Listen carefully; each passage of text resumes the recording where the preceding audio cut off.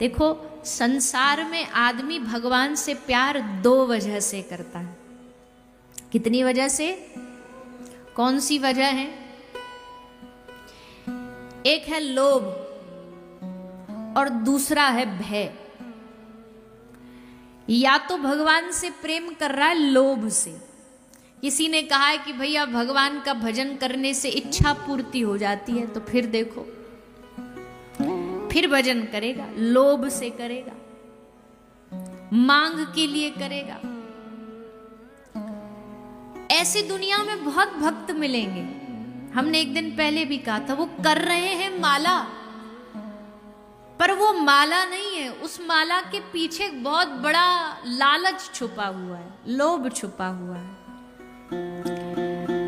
लोभ से भजन करते हैं, मांग के लिए भजन करते हैं, इच्छा पूर्ति के लिए भजन करते हैं। तो ये होती है भगवान की भक्ति, लोभ से करना। मंदिर क्यों जा रहे हो?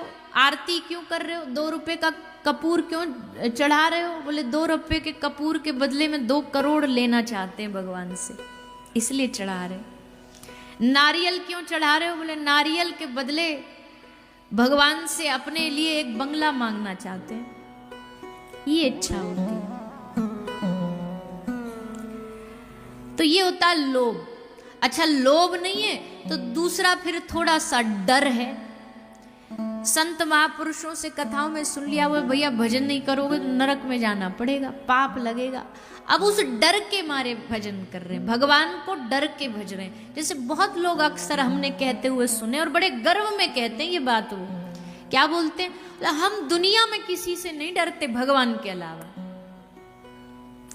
हमने कहा कि अरे बाबरे, इस दुनिया में भगवान ही तो एक ऐसा है जिससे डरने की जरूरत नहीं है। उससे डरो मत, उससे प्रेम करो। भगवान कोई भूत प्रेत थोड़ी है कि उससे डरना पड़े। डरना है अपने कर्मों से डरो, अपने गंदे कर्मों से डरो। भगवान से क्या डरोगे? ना भगवान लोभ से है, ना भगवान डर से है। सच्चा प्रेमी भगवान को भजता है क्योंकि उससे भगवान से प्रेम करने में आनंद आता है। कीर्तन क्यों कर रहे हो? बोले हमको आनंद आता है जब हम हरे कृष्ण ताली बजा के नाम संकीर्तन करते हैं, ठाकुर जी के कीर्तन में नृत्य करते हैं, तो हमें अपना आनंद आता। अपने सुख के लिए भजन करो। जिस दिन अपने सुख के लिए भजन करोगे, जिस दिन अपने अंतर के आनंद के लिए भजन करोगे, उस दिन भजन का असली मजा समझ आएगा। उस दिन भजन का असली सुख समझ आएगा। पुण्य लेके क्या करेंगे? भगवान श्री शंकराचार्य प्रभु कहते हैं, न पुण्यम न पापम, न सुखम न दुखम, न शोक न भय, किसी के लिए नहीं।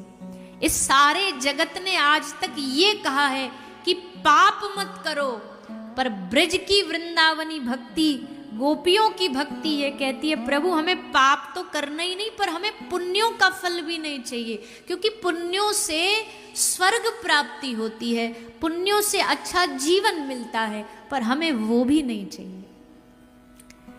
स्वर्ग प्राप्ति, यहां भी बहुत सारे लोग होंगे जिनके मन में ये भाव रहता होगा, मरणोपरांत हम स्वर्ग चले जाएं, इतने पुण्य कर लो कि स्वर्ग चले। है कोई ऐसे यहाँ पे? ना, आप थोड़ी ना बोलोगे आप, नहीं तो सबके मन में रहता है। बोल कैसे रहता है? ले मरणोपरांत जब कोई मर जाता है तो कार्ड में उसके नाम के आगे क्या लिखते हैं? बोलिए ना जोर से, स्वर्गीय, स्वर्गीय फलाने फलाने। अब स्वर्गीय का मतलब तो यही हुआ, जो स्वर्ग जाए वो स्वर्गीय। तो भगवान से हमने यही कहा, प्रभु मरणोपरांत ये स्वर्ग चले जाए। पर भैया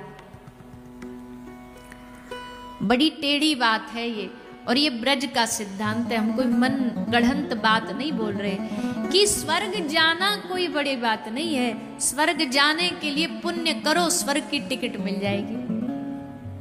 लेकिन फिर क्या होगा? पुण्य क्षीण होने के बाद वापस स्वर्ग से इसी धरती पर वापस भेज दिए जाएंगे। पुण्य एक प्रकार का, एक 5 स्टार 7 स्टार जैसे होटल होते हैं, ऐसे होटल है। जब तक पैसा जेब में होटल का मजा लो, पैसा खत्म तो जब तक पे कर रहे हो तो वेटर जी सर यस सर करते घूमेंगे। तुम पैसा देना बंद करो, वही वेटर तुम्हारा थैला उठा के होटल से बाहर फेंक के आएंगे। निकलो यहां से बाहर, पैसा है नहीं, आए होटल में रहने। जब तक बिल तुम्हारे पास जमा पूंजी है, स्वर्ग में तब तक ही रहोगे जब तक पुण्यों का फल है। पुण्य फल खत्म होते ही वापस धरती पर डाल दिए जाओगे। मुक्ति मिलना बड़ी बात नहीं है भैया। ब्रज की भक्ति कहती है मुक्ति हूं नौन सी खारी लागे। प्रेम जब हृदय में उतर जाता ना तो मुक्ति नहीं चाहिए फिर। सिद्धांत वाद बहुत है इस संसार में, साधनवाद बहुत है, पर प्रेम का सिद्धांत कहता मुक्ति नहीं, प्रभु देना है तो हमें अपनी भक्ति दे दीजिए, जिससे आप मिलोगे, आपकी सेवा मिलेगी। अब कोई पूछे मुक्ति और भक्ति में क्या फर्क है, तो इतना ही फर्क है। मुक्ति और भक्ति में इतना ही फर्क है जैसे एक है रसगुल्ला खाना और एक है रसगुल्ला हो जाना। किसमें ज्यादा आनंद है, रसगुल्ला खाने में या रसगुल्ला बन जाने में? बन जाने में क्या, रसगुल्ला को क्या पता रसगुल्ला का स्वाद कैसा होता है। रसगुल्ला थोड़ी जाने की मैं कितना मीठा हूं। रसगुल्ला होने में क्या लाभ है? लाभ तो तब है जब एक रसगुल्ला उठाओ मुंह में डालो और उसकी मिठास जब उतरे। तो वैसी मुक्ति मतलब है ब्रह्म हो जाना, उसमें मिल जाना।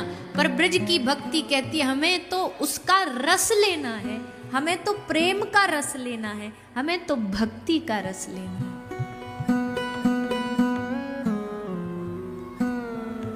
भक्ति का रस अद्भुत होता है, अलग होता है।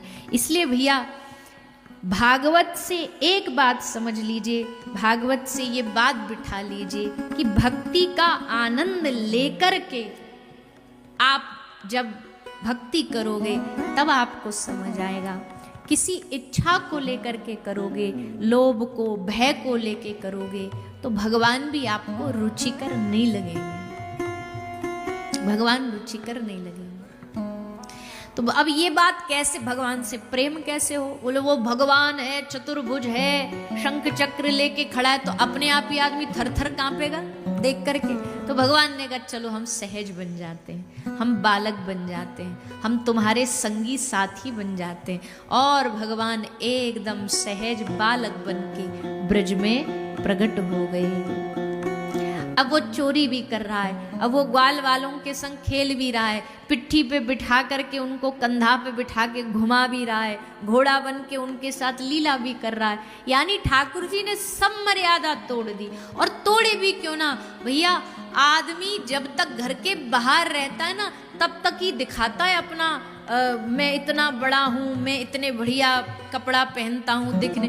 जैसे घर आएगा, घर आते ही सब आडंबर उतार देगा, एकदम अंग्रेजी भाषा में जिसको कहते हैं ना कंफर्टेबल, अपने घर में आके एकदम सहज हो जाएगा। अब वो बाहर जाएगा तो महंगा महंगा कपड़ा पहन के आएगा, और जब घर में रहेगा तो 10 साल पुरानी टी शर्ट उतार के फिर वो पहने। बोले ये अच्छी लगती है हमको, ये बढ़िया लगती है, क्योंकि वहां उसका वास्तविक रूप निकल के आता है।